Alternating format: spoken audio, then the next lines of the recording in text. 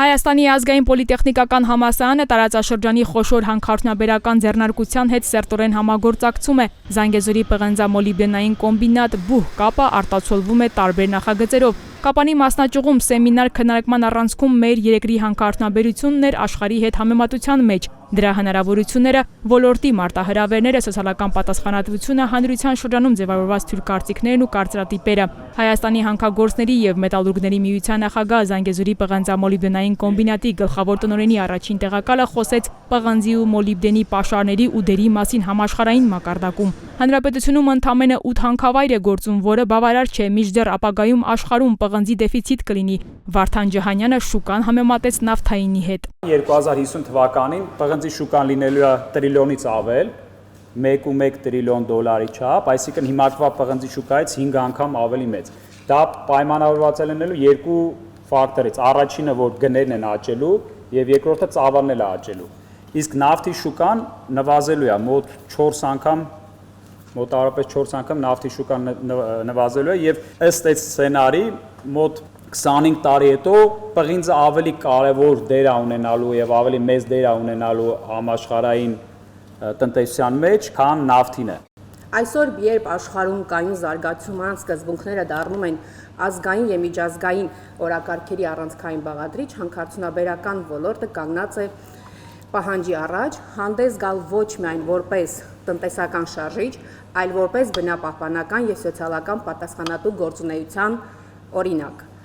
Սեմինարն ընթացավ ակտիվ հարց ու պատասխանով, դասախոսներն ու ուսանողները հուզող հարցերը ուղղեցին ոլորտի փորձառուներին։ Վարդան Ջհանյանը փաստերով հակադարձեց հանրության շրջանում տարածված կարծրատիպերին։ Օրինակ, այն տեսակետը, թե արձվանիկի պոչամբարը աշխարհում ծավալով ամենամեծն է, չի համապատասխանում իրականությանը։ Աշխարհում 100 անգամ ավելի մեծերը կան։ Իսկ այն, որ հանքարդյունաբերությունն այսօր Հայաստանի հնայի աճն է ապահովում եւ մուլտիպլիկացիոն ազդեցություն ունի, փաստ է, նշեց տնօրենի տեղակալը։ Վերջինս ընդգծեց նաեւ ռոյալթիների դերը։ Այսինքն ընդերքի օգտագործման վճարը, որը մնացած օրինակ կազմակերպություններ չունեն, որովհետև իրանք ընդերք չեն շահագործում, եւ դա արդարացիա, ուղղակի նաեւ երբ որ դա պետքա օբյեկտիվորեն հասկանալ, երբ որ շատ մարդիկ, որ ոլորտին ծանոթ չեն, ասում են գալիս է բիզնեսը մեր հանքը շահագործում է, բայց պետության բան չէ, իրականում ինքը կրկնակի երակի ավելի շատ հարկ է դրա համար վճարում եւ ավելի ռիսկեր է իր վրա վերցնում, այսինքն այդ մասով արդարացիա եւ այն որ շատ է վճարվում եւ այն որ բիզնեսը շահույթ էլ պետք է ունենա, որովհետեւ ինքը ռիսկերը ամբողջովին իր վրա է վերցնում, իսկ ռիսկերը շատ են մեր ոլորտի, դա մի քիչ ուրիշ թեմա է։ Հանքարդյունաբերությունը հնարավորություն է, ընդգծեց կոմբինատի կայուն զարգացման գծով տնօրեն Արմեն Ստեփանյանը։ Այն, որ Զանգեզուրի պղնձամոլիբդենային կոմբինատը վերջին 4 տարում վճարած հարկերով առաջատար է, փաստում են թվերը։ Ձեռնարկությունը թափանցիկ եւ հաշվետու է աշխատում, ինչը պետք է օրինակ լինի խոշոր ընկերությունների համար, մինչդեռ հակառակն է։ Միայն 2023-ից 24-ին շուրջ 17 միլիոն դոլարի ներդրում է կատարել կոմբինատը սոցիալական ոլորտում, 35%-ը Կապանում, 28-ը Քաջարանում, 24-ը հանրապետական մակարդակում, 13-ը մարզի այլ համայնքներում։ Կապանի օդանավականի վերագործարկումը թիվ 1 հարկատուի սոցիալական պատասխանատվության լավագույն նախագծերից է, շեշտեց Արմեն Ստեփանյանը։ Պես նշեց պարոն Ջանյանը, եթե Զանգեզուրը այսօր դա չվերցնի իր աուսերին, այդ չվերթները կամ չեն լինի, կամ կլինեն 3 անգամ թանկ։ Սոցիալական ծրագրերից, որ ասենք, երևի մեր ամենա այդտենց պարծանքով, որ մենք նայում ենք, հաջողված ամենայն դեպս 3 տարվա ընթացքում դա Սյունիքի ֆուտբոլային ակումբն է եւ առաջի թիմը չի, մեր պարծանքը, հույսով ենք կպարծենանք առաջի թիմով մոտակա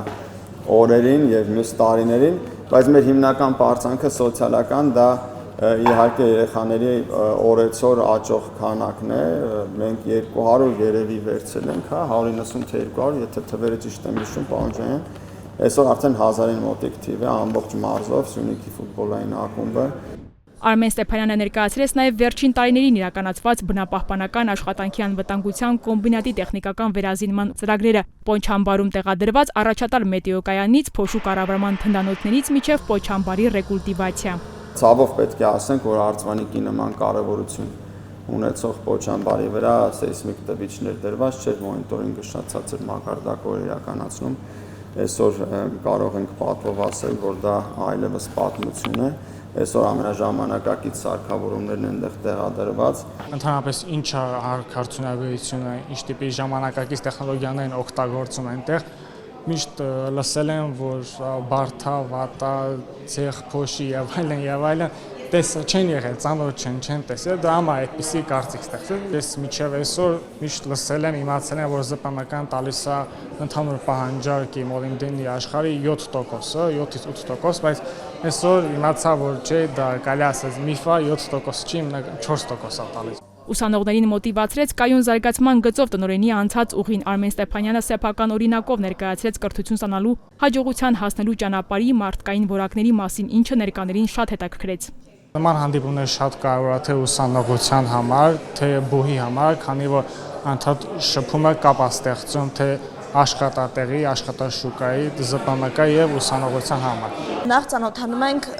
կարևոր կադրերի հետ, մարդկանց հետ, ովքեր ունեն փորձ եւ կիսվում են իրենց փորձով, տալիս են մեզ հնարավորություն, որպեսզի իմանանք, թե ինչպես պետք է դրսևորենք մեզ, ինչ պետք է սովորել ավելի շատ, ինչի վրա պետք է կենտրոնանալ։ Ոլորտի վերաբերյալ հանրության պատկերացումների մասին ուսանողների հետ խոսեց կայուն զարգացման գծով տնօրենի տեղակալ Աննա Սաղաբալյանը, շեշտելով մեր օրերի հանքարդյունաբերությունը բոլորովին այլ է ու առաջադեմ բոլոր առումներով սկսած աշխատանքի անվտանգությունից։